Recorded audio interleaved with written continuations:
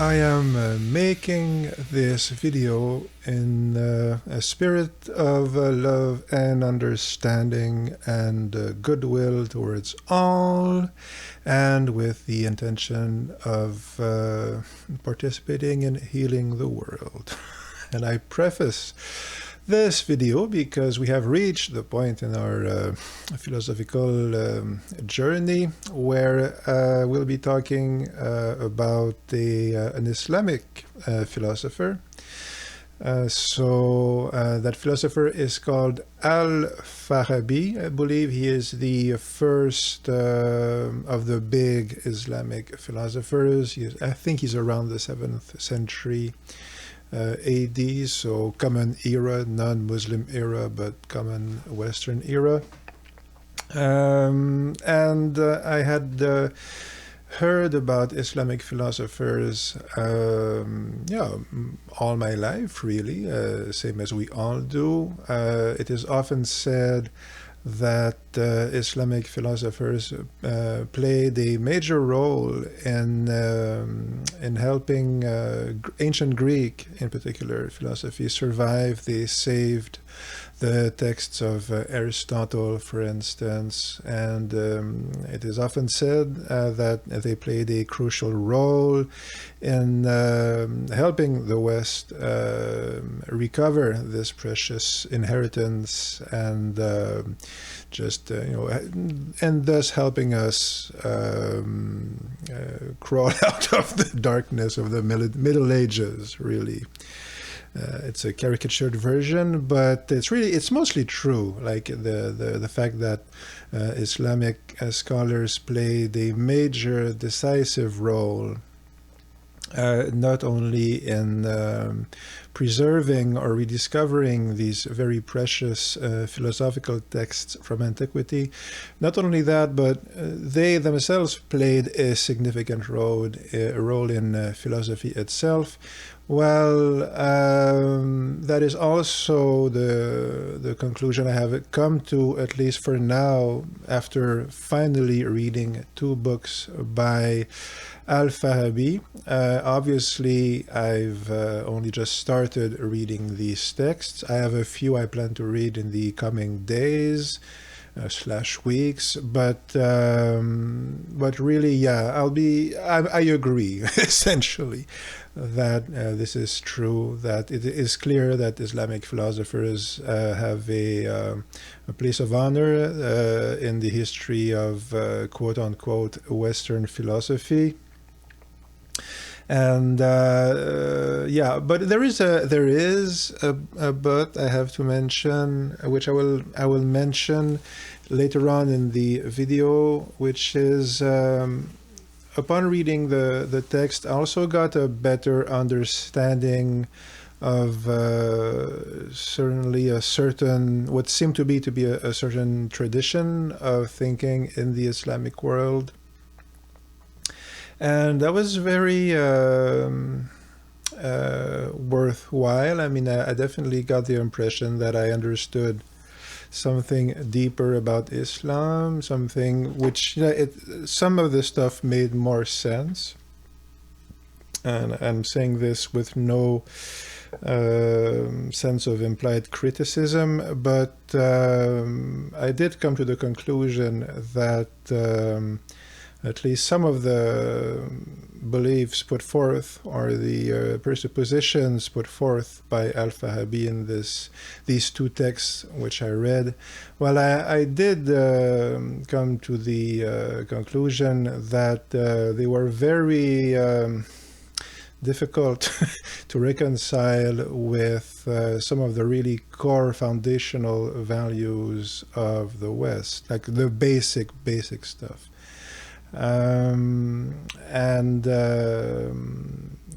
Which probably explains why the history of Islam and Christianity has been marred for such a long time, marred by such profound divisions and conflicts and all these wars and all these things. So obviously you know, if we're being honest, there's a lot of bad blood on this subject. For various reasons. There's wars, even today, and so tempers are very, what's the word? I mean, people can get upset pretty easily.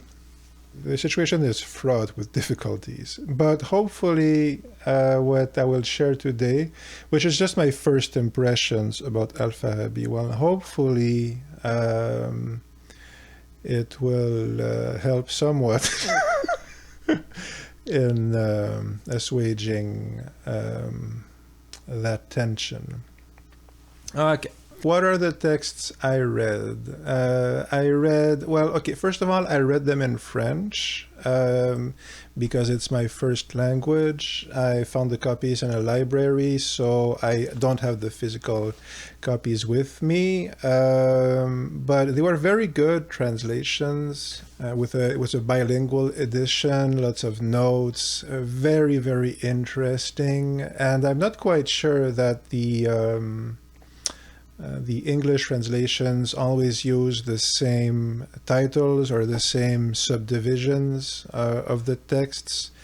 So I know there are a few editions by Hackett. I very much want to read, actually. I mean, they're on my shopping list, right? I'm looking for physical copies of them. I do plan to read them when I get them, even if that implies rereading some of the texts I did read a couple of days ago, because I intend to reread them anyway.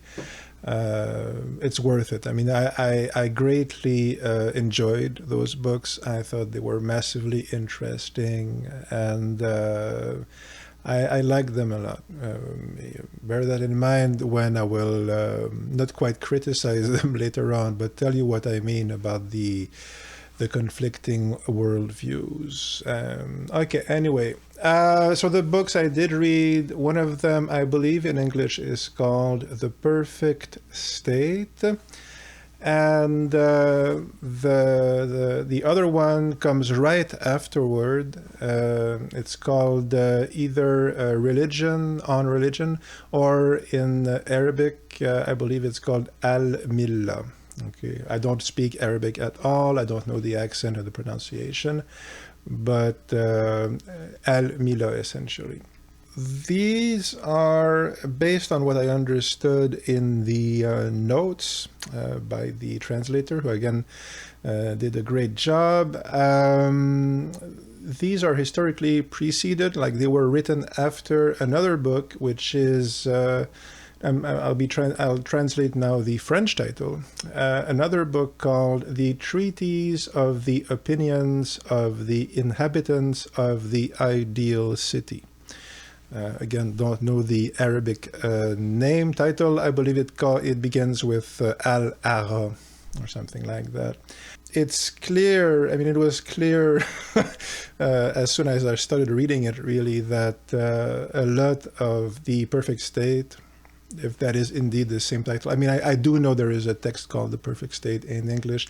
I think it's this one, but even in French, they translate the title in many different ways, depending on the editor. But anyway, when you're reading either Perfect State or On Religion, it's clear that they depend a lot, in fact, on stuff that has been mentioned and developed in that treatise on the opinions of the inhabitants of the ideal city. So I definitely plan on reading that as well. I mean, I think you have to if you're interested in any of this stuff. I think it's a must. I will say again that it's worth it if you like philosophy. Dare I say it? It's fun. I mean, it's a great read. It's really fascinating. It's cool stuff. So, having said that, okay, what are the main premises of al-Farabi? So his number one premise really is that religion must be compatible with reason. And one of the things that he states in one of the two books I mentioned, again, they're essentially one book. I mean, the editor published it in two books with good reason, but still, I mean, they do proceed directly one from the other. They're essentially one book.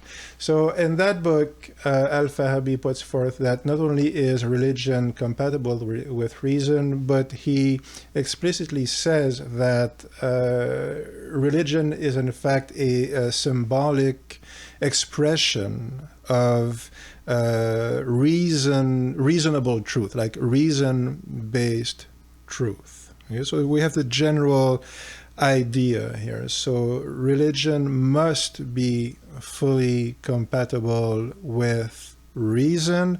And what does he mean by reason? Well, he means reason as it was developed in the writings of mostly Plato and Aristotle, but in fact you feel a strong Plotinus influence. Yeah, the short version is that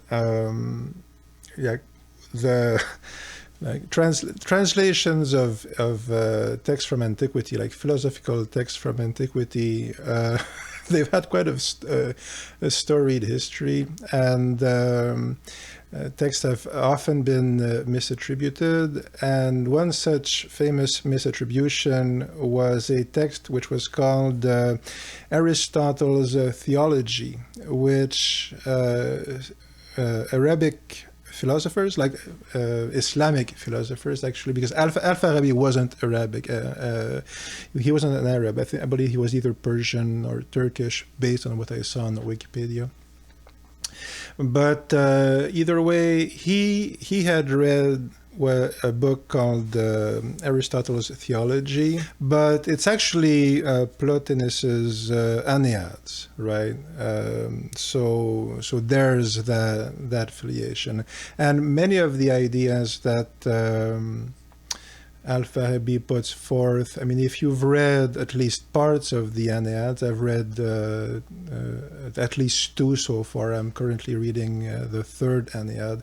Well, you recognize the general worldview again, the general sensitivity. I mean, it's very in that lineage, right? Okay, let's begin with this. Okay, so my first. I believe I have put forth, I've written down here 4 general categories, main points I'll be making about my first impressions, again, about al-Farabi. So, okay, first of all, the general philosophical observations.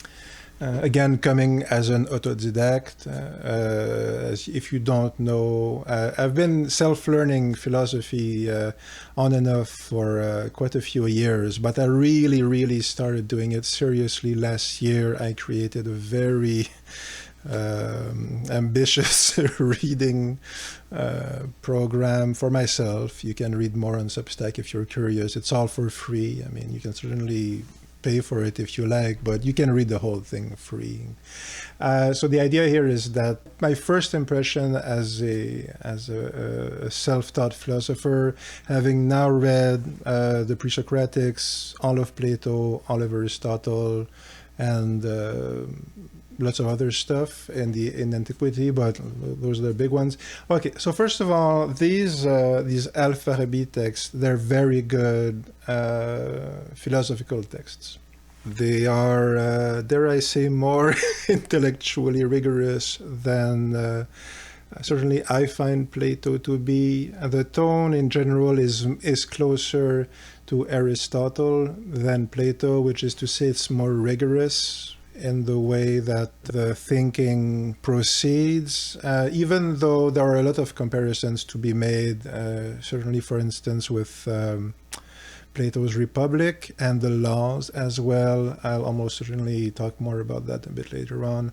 But still, the general ethos, if you like, in terms of the type of thinking that we see at hand, It's closer to Aristotle than certainly Platonic or Socratic dialogue.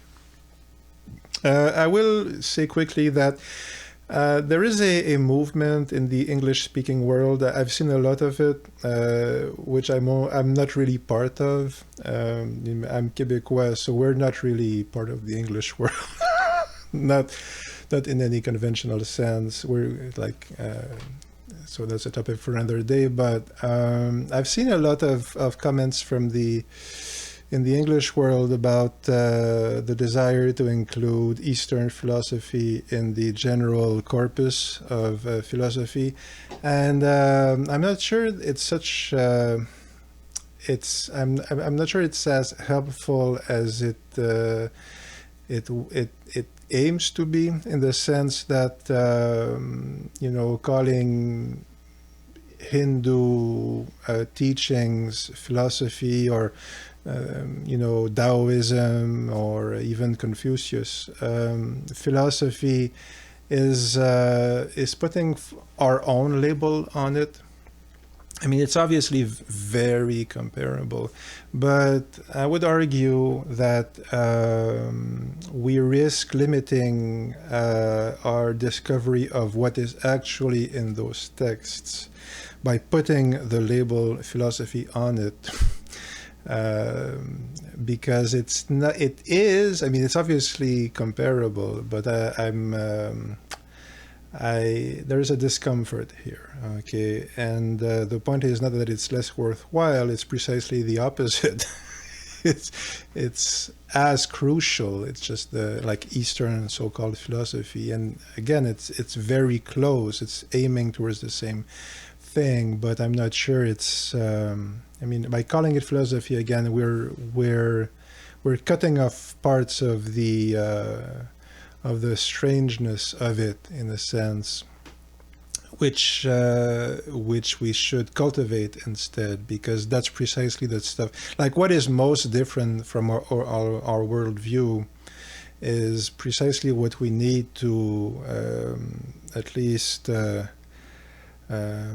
let itself reveal itself to us, right? I mean, we need to be in presence of the strangeness of the other for our claims of being open to the other to mean anything. If we're all the same, if all words just mean the same, we're not open to difference at all, because we say everything is the same. If you think everything is the same, then you're not open to difference. Okay, it just doesn't make sense. But why do I say this? Because here you can totally include Islamic philosophy in conventional, traditional philosophy, i.e. the discipline that comes from the Greeks. And you can do it because that's exactly what it is. Al-Farabi is in direct conversation and dialogue with Aristotle, Plato, Plotinus, and probably a ton of others. More indirectly, doesn't necessarily quote them, but certainly the notes were filled with references to what Alexander of Aphrodisias and stuff, and people like that. So I believe the actual name for philosophy, essentially in Arabic, is falsafa, which is just the Arabized version of the word philosophy. So it's clear that, this is a practice that aims to follow, to continue, okay, the philosophical current that emerged from Greece, right? So that's totally. There's no argument here that this is a philosophy, even though, and which is very interesting, even though it puts forth a point of view that is from the Islamic world, and which reveals to us the Islamic, at least one Islamic interpretation of the philosophical tradition and practice. Okay. Islam is never named, nor is any other religion. But as I just mentioned, the point of view is clearly Islamic. I will explain a bit more later. I will say that I just saw somebody, like, again on Wikipedia, because I was just reading it before making the video, so it's fresh in my mind. But it's been said that al-Farabi never specifically mentions either Muhammad or Islam, even though, as we'll see later on, the idea of a supreme religious leader is central to his worldview, certainly his political worldview.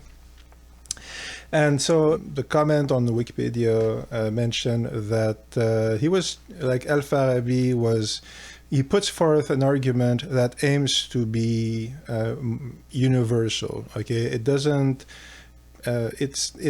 seem to be trying to be like an Islamic point of view, like reduced to Islam. He's putting forth something which he believes is a general rule and law, and while you can definitely see from the quote-unquote Western point of view, you can definitely see that you very much recognize something that sounds like what you hear from the Islamic world very often. I think still that point which I mentioned from Wikipedia is a very fair point. It's relevant. The fact is, he is not putting forth an apology of Islam or Muhammad as absolutes in themselves. I mean, he is putting forth a general principle and a general, according to him, like law. But it just so happens that it is a point of view that does amount to a philosophical justification of the Islamic relationship to the state and governance and even religion itself, which is again very different from even the most conservative Christian point of view. The mindset is just different, and reading this is a good way of internalizing the nature of that difference. Okay, so what do I mean again by that? So number 2, I mentioned that there's a comparison to be made with Plato's Republic. Well, it's the truth is that the two books put together, on the state and on religion, they are very close in spirit to the Republic, in the sense that al-Farabi puts forth the way society should be organized. He presents different forms of government, and he explains how the laws should be created and how they should be maintained and how they should be applied, punishment and stuff like that. So if you've read certainly like Plato's Laws, there are a lot of comparisons. They are massively different works. Like, you don't get me wrong. So these two books by al-Farabi, they read very different. The approach is very different, but you can't help but see the resemblance between the two. I mean, they're aiming again towards the same type of objective, which is presenting the different forms of government and social organization in a rational way, and presenting different types of government, everything I just said. Okay. In terms of ethics, the very short third point I'll be making, one must tend towards the supreme good. This is very close to Aristotle. That's all I have to say on that. I mean, he does mention this. It's an important point. The general ethics are pretty comparable in their basic premise to what you would find in Aristotle. It has that same kind of of beauty and of like almost what you'll find in the Stoics as well. I mean, it's a true attempt at being a good ethical person. Okay, it's sincere. And again, the basic idea is that we should tend towards the supreme good. So in terms of ethics, very close to Aristotle. Number 4, final point, the political doctrine. Okay. So al-Farabi draws an interesting parallel between logic and the interpretation of laws. I have just noted the main points of al-Farabi as I noted them after a first reading. Obviously, all this needs to be read many times. These are essentially these notes, which I took down as I was reading, my observations, just to remember his general points he's making. And I won't go into any great development. I'm just presenting you the major bullet points of what I noticed, what seemed to be the most salient points al-Farabi was making. So again, yeah, this is super interesting. Like there's a development where he's again explaining how one should interpret the laws in a way which is, I'm not sure those are the exact words he uses, but which is clearly simpatico, if you like, with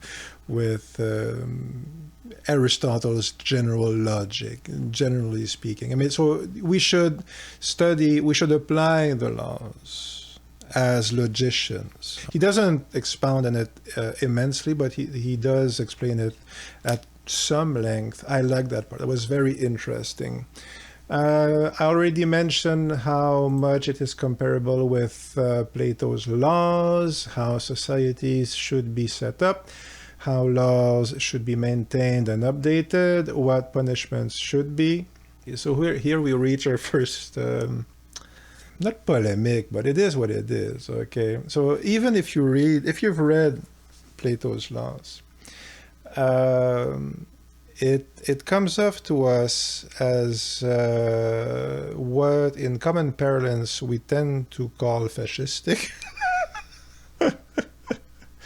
And you know, if you're a hardcore Plato devotee, you might take umbrage to that. But the fact is that Plato, what his big model of a great lawmaker was, I believe his name is Solon, who is basically the inventor of Athenian democracy. Like he put forth the first fair and coherent and good set of laws. Like he's the first wise lawmaker of ancient Greece, generally speaking.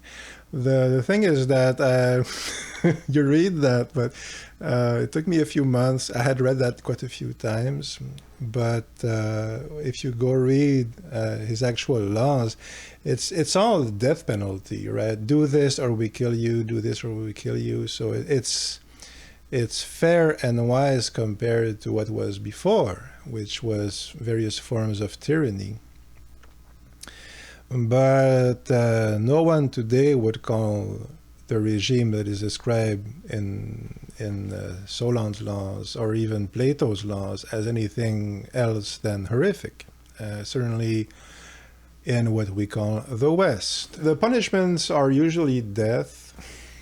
Okay. In Plato, in the laws, you have wise people who are in direct connection with the higher spiritual realms, like essentially the realm of the ideas, like the intelligible realm.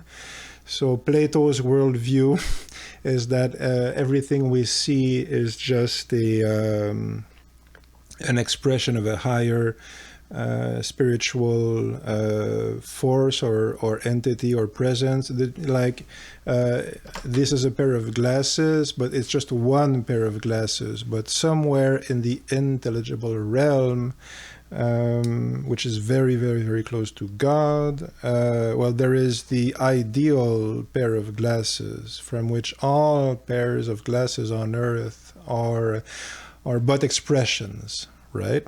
And same for humans. There is one ideal human.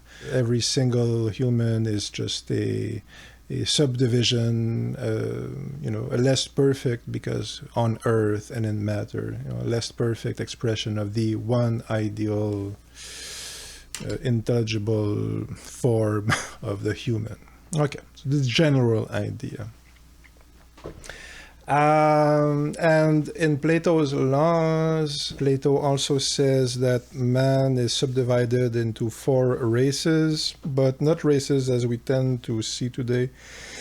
They're races in more like a mythological sense. So you have the gold, silver, bronze, and tin, or something like that, or lead, anyway. So there's a hierarchy there, and the gold race, they're just superior emotionally, intellectually, and most crucially spiritually, and being all wise and all knowing. They can see, in the realm of the ideas, so they are themselves in communication with the realm of the ideas, and this allows them to be able to recognize in every single person who lives in the city who isn't a slave, which is most people or a lot of people, but even slaves, in fact, like they can see a slave, and they will say, oh, this person should actually be a bread maker or something like that, should be making bricks, but as a free person, because he has a bronze soul, right? General idea. But this one doesn't have the right soul, so that person should be lower in the hierarchy.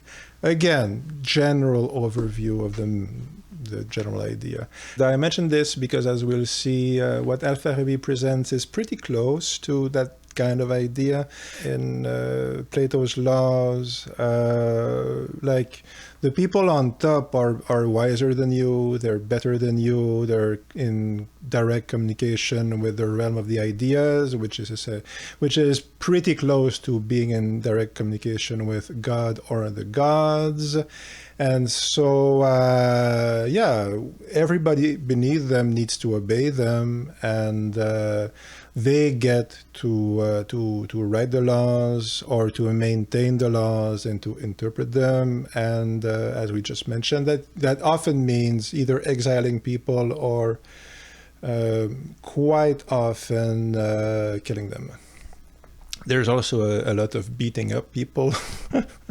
It's a fascinating topic, but that's the general gist of Plato's laws. And this is very close to al-Farabi's project, including the whole intelligible realm idea. I mean, he just doesn't necessarily use these exact terms, though the term, intelligible realm does come up quite a few times in the translation I read. But again, I don't speak Arabic, so I can't compare in the actual text what it says. I mentioned it comes off a lot like fascism. I think that term fascism gets abused a lot because it has played such a huge role in the collective discourse. Again, in the West, especially after the war, for political and ideological reasons. I mean, the fight against Nazis is the cornerstone of the Western collective narrative. Like, they're evil and we're good, and they are a radical evil, so evil that they are radically different from us, which justifies everything we do at the end of the day. So that's really what we've been doing with fascism, and not surprisingly, no one can define what it is.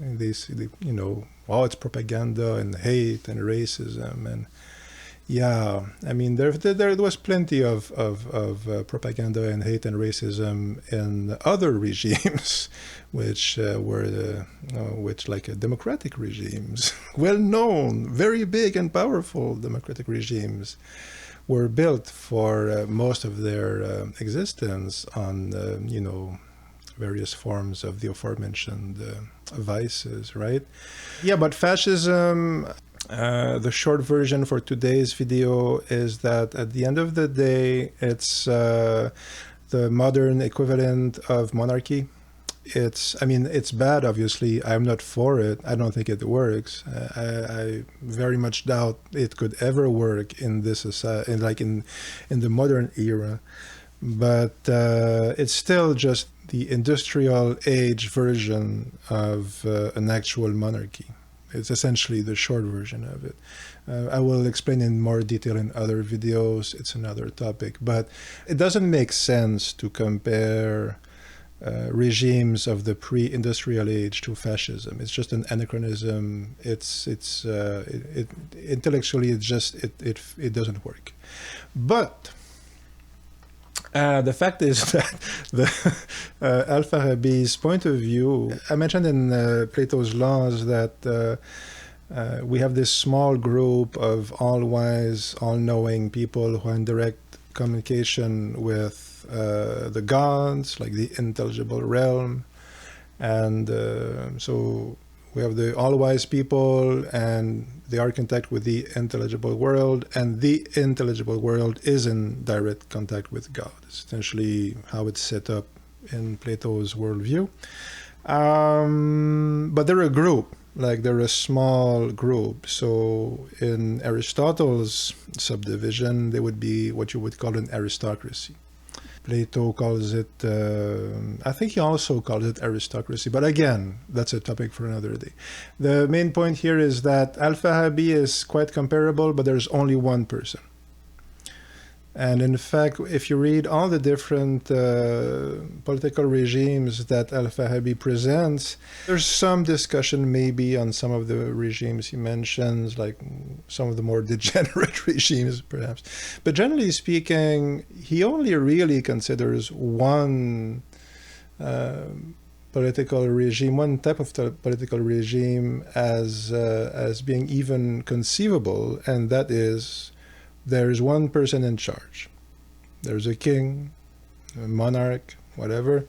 There's one guy and he rules. And he gives different types of regimes, but it's not presented like in Aristotle with, okay, you have type A, which are monarchies, one guy rules, type B, which is aristocracy, which is a small gang, usually rich people, but maybe not necessarily, but a small group, so aristocracy, and then he says, the third type of regime is the majority of the people, i.e. the non-rich, non-kingly people, the common folk people.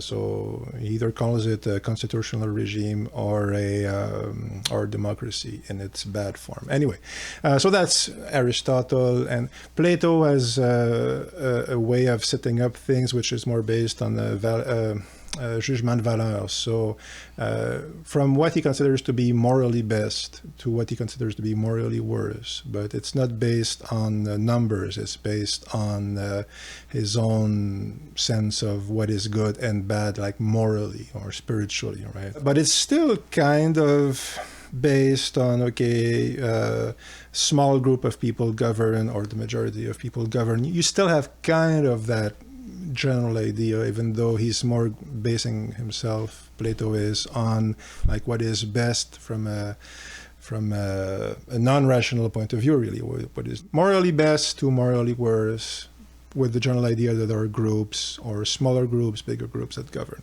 Al-Farabi, none of that.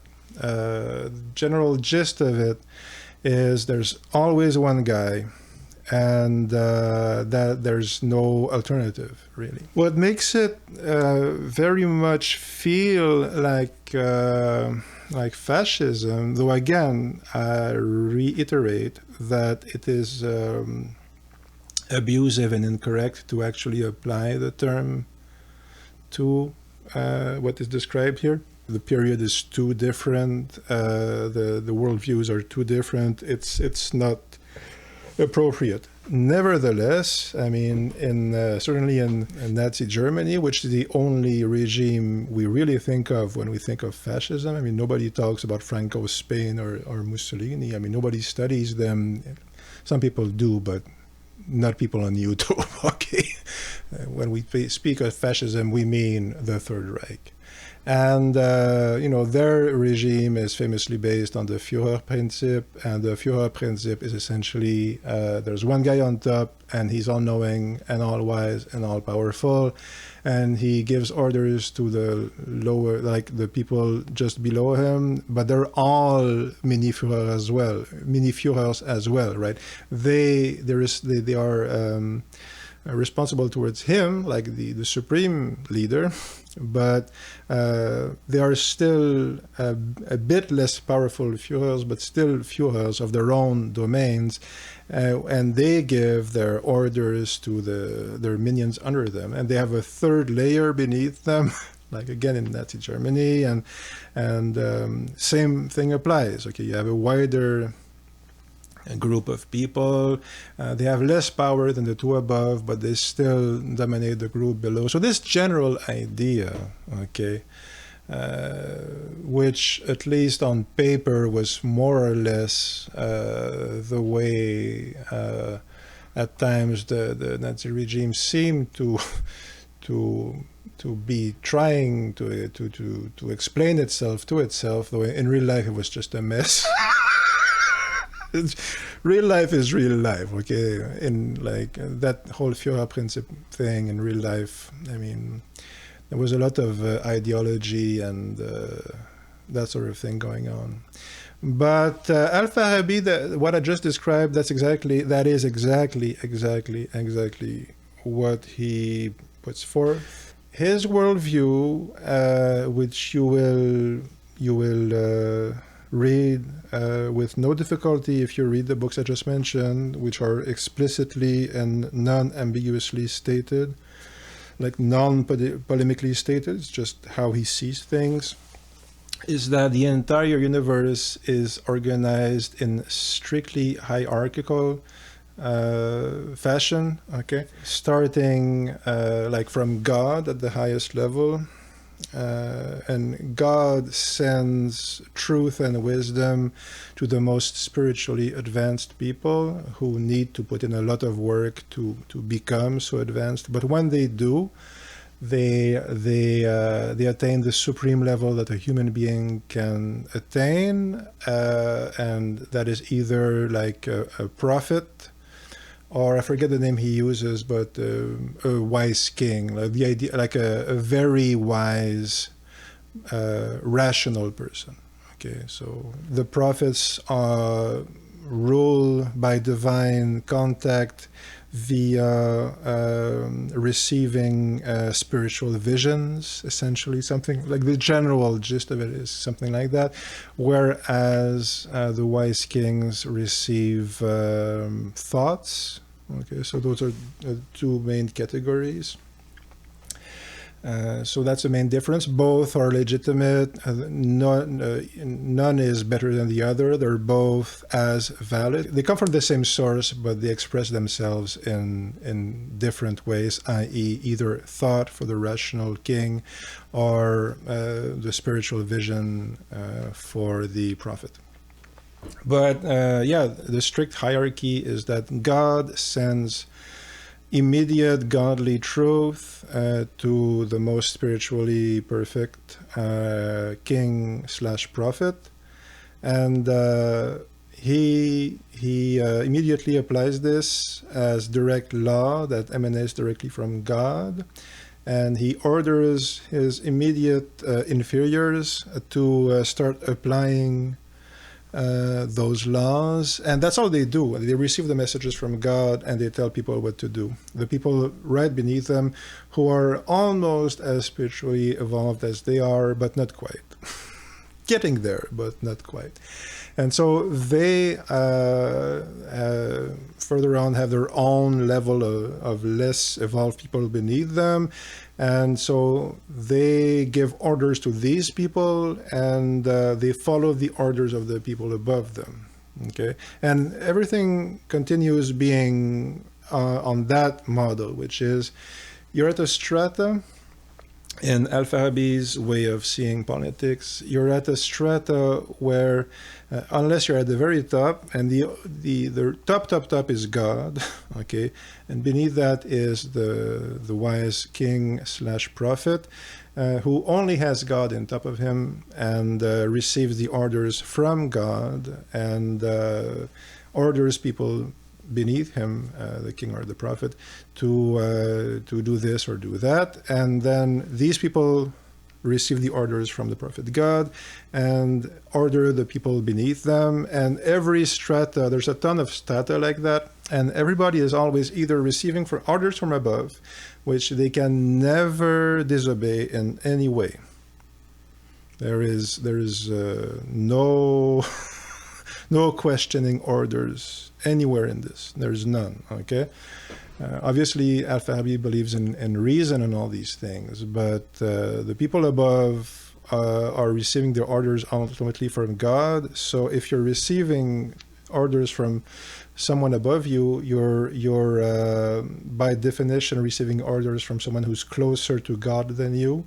So you're wrong as compared to the person above you. You don't have sufficient spiritual evolution to be able to discern what is true and not true. So your word doesn't count, though it counts for the people you do get to order who are beneath you. And so it goes until you reach the bottom.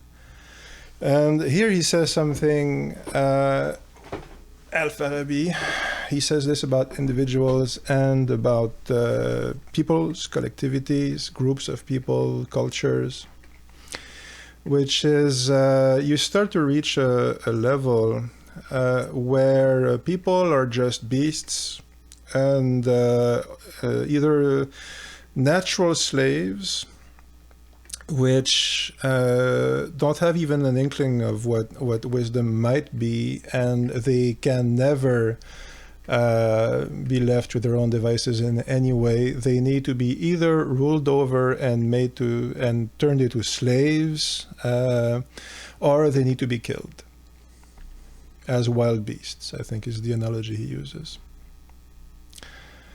They're just animals and they don't deserve to live because they're wild, dangerous beasts. And so the whole idea of the natural slave, obviously you have in Aristotle. I think in the Politics, famously, I don't remember if it begins with that, but one of the most troubling aspects of Aristotle.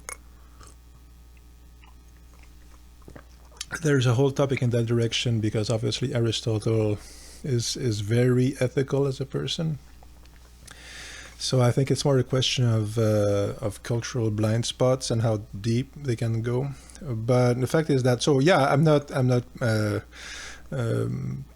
assigning a special blame to al-Farabi in terms of that concept of the natural slave. I mean, again, it's there in antiquity. Many cultures have been slave-owning cultures. Obviously, the idea is repulsive today, certainly is to me. But for many cultures, it was just the way things were. And there was a philosophical justification for it, even though obviously it was, in my opinion, wrong. But there is one, which is here that these people are natural slaves because they are intellectually and spiritually inferior, and thus it's really doing them a service to enslave them, because it's either that or if they can't be turned into slaves, if they're not even capable of that, then you need to kill them all. And that's in the text. So what else did I note? Obviously, what I just said is semi-reminiscent of what we think of as fascism, though, again, I repeat, it is an anachronism to call it that. It doesn't make sense, really, to use that word, but there are certainly pretty obvious parallels in the worldview, which is not to say that he's not well-intentioned, well-meaning, smart, because al-Farabi is certainly all these things. But yeah, again, where Plato and Aristotle talk of various forms of government, al-Farabi only really recognizes one type of regime, which is monarchy. There are subtleties, but yeah, his subdivision of regimes it's strange. Actually, it's just like a different way of categorizing things, which was one of the interesting things, actually. But yeah, he's basically, there's only monarchy, and there's only absolute monarchy. That's the only type, and is the only type of, certainly of good government, of that there is no question. There's only one type of good government, and that is one where there's one absolute ruler, and that is an absolute ruler who is in direct contact with God. He receives direct messages, like emails from God, and all regimes that are not led by people who are in direct contact with God are bad, though some are worse than others, and some of the, like, not impure, but some of the bad regimes are not that bad. I mean, and actually, there is the idea that the bad regimes can become good regimes. You know, you can have a mob. There is this idea that you can have basically like an unruly mob type of government, and that it is possible for such a regime, from what I understood, to be actually noble. Like, they're in the wrong, okay? They're still bad because they're not in direct contact with God. They are in error, like grave spiritual error, but they're still, all things considered, not that bad, and thus they can aspire to be a good regime if a wise leader emerges, the wise leader being someone who is spiritually evolved enough to be in direct contact with God. Thus we see that reading this, you understand that in this worldview, there is no possible separation between politics and religion. It simply can't be.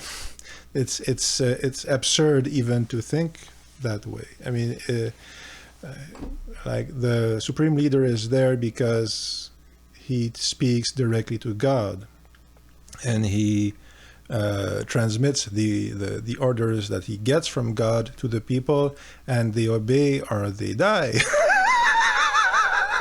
They are put to the X, you know, because God wills it. It's a general thing. Yeah, power flows from the top to the bottom. All life is strictly hierarchical. There's an interesting, I'm almost finished, but for today, but there's an interesting comparison to be made between Heidegger's question on technology and the whole idea of using people as means to an end. People are things, but people is the most problematic. It was the main issue that Heidegger was trying to address in that essay, which was also what made him, you know, belong to the Nazis for a while, which is like, he thought that was an actual solution to that problem. So it really shows you how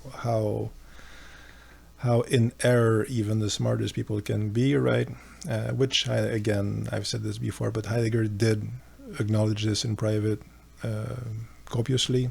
But that said, yeah, the idea that people or things are to be used as means, like even like abstract means to an end, rather than as ends in themselves,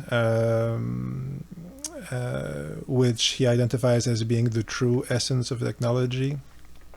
Like, technology is not a single piece of technology or even like a gadget or anything that we think of as technological, but essentially it's that way of interacting with the world and with each other, i.e. a resource to be exploited for my own purposes.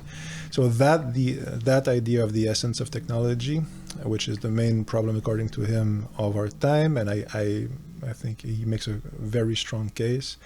You have that something very similar certainly in al-Farabi, I mean, which is obviously a good 1,000 years at least before industrial technology. was even a thing. So that's interesting, and it also shows you that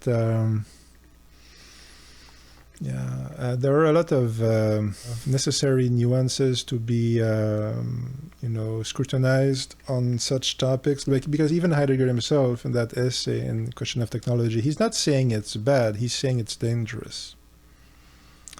And we know it's dangerous because that was the mindset that made the concentration camps possible, the extermination camps possible, like the Shoah possible, like the industrialized mass murder with Zyklon B and so forth, which I believe is something that Hannah Arendt also observed. So the idea here is that you have a comparable idea here, and I'm not saying this because I'm saying it's proof of something like, again, fascism, which it is not. But I'm saying that if you're interested in that specific question, then there's I haven't seen certainly people make the comparison, the rapprochement between the question of technology and al-Farabi. I mean, but there's very interesting comparisons to be made, and I think there's some insights we could get there. Anyway, the lower people, of which there are many according to this worldview in al-Farabi, need to be used as chattel, means to an end, slaves, or killed like wild beasts. Last thing, freedom is bad in al-Farabi's worldview. Like, there is no ambiguity here. Like, freedom is wrong. Freedom is bad. There is no good that can ever come from anything resembling freedom in al-Farabi's worldview. Because, again, if you're not at the higher levels, you're not in direct contact with God, so how do you know what's good for you in this worldview? You can only be wrong. You can only make wrong choices. You're blind and foolish, and you're deluding yourself in this worldview. So anything that smacks of freedom is inherently bad and wrong, and not. I don't think he uses the word evil, but freedom, bad. Obey orders, good. Orders come from your superiors. Ultimately, they come directly from God. One must obey or be killed. This is all in the text. I'm not trying to prove he's wrong, but I'm saying it's in the text. That is what the text says. And I liked these two works a lot. I thought they were super interesting. I thought there was much reflection to be had on what he said. I think he's a sincere thinker. I think he does, he really says a lot of interesting stuff in an interesting way. He takes like the Aristotelian, Platonic, Neoplatonic, again, traditions, but makes it his own. He is his own thinker. He combines the two worldviews, again, like the more Greek way, or the more like, Mediterranean, if you like, way, and the more Islamic way, and he combines them in a very coherent, very interesting, like, even fecund way.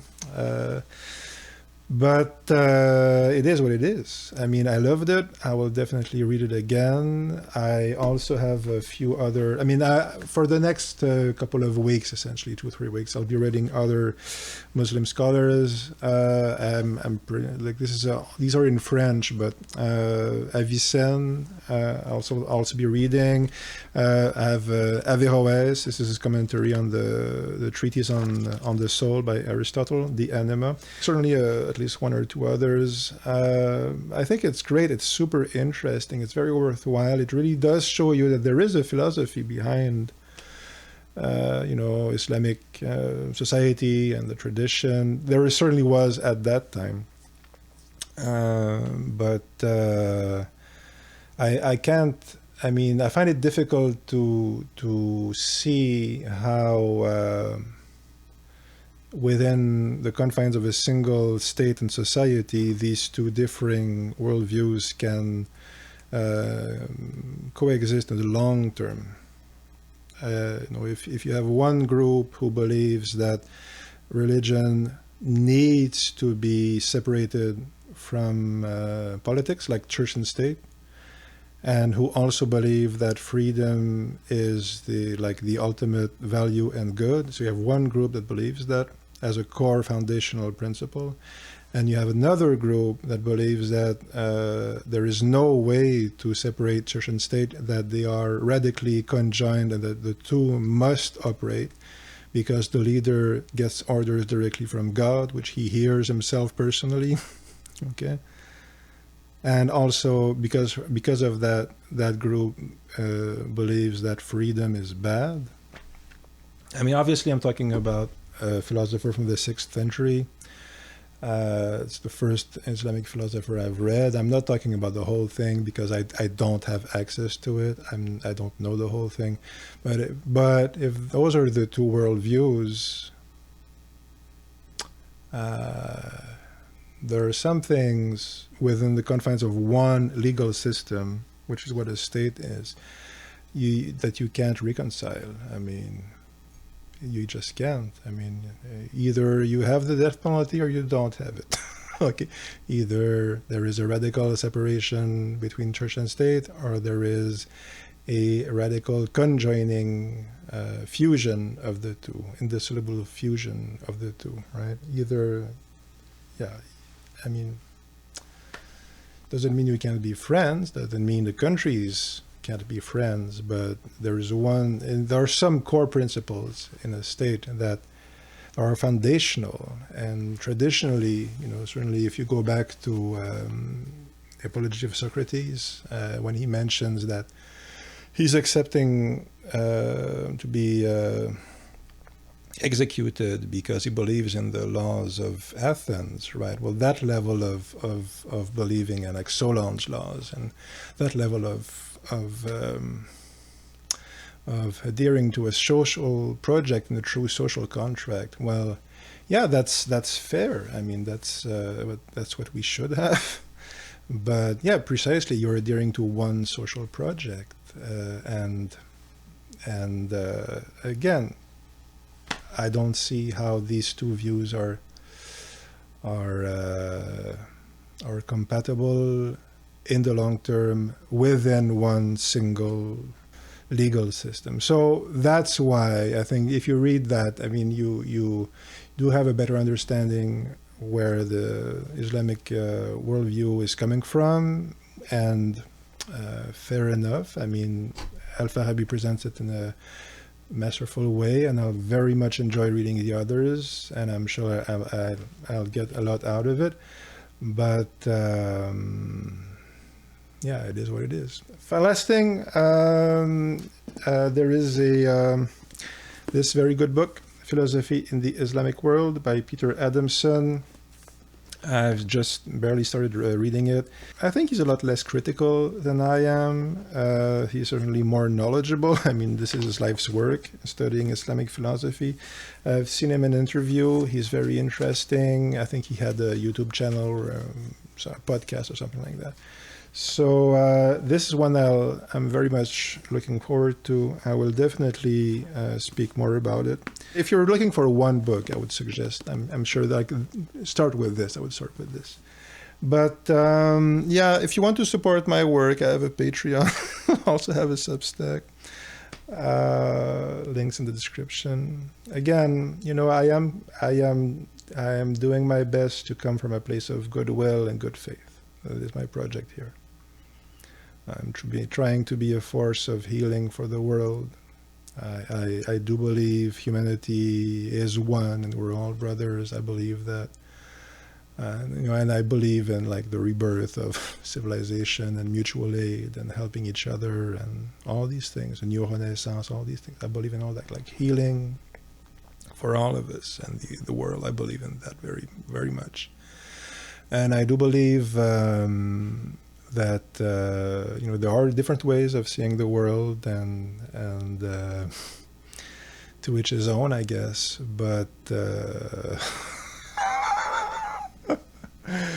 that doesn't make the issues I've mentioned today less of an issue, right? It's not just a matter of saying we should all be friends. I mean, some different worldviews are going to cause problems and friction, and I think we need to acknowledge that if we want to move forward in, again, good faith and goodwill for all, truly for all.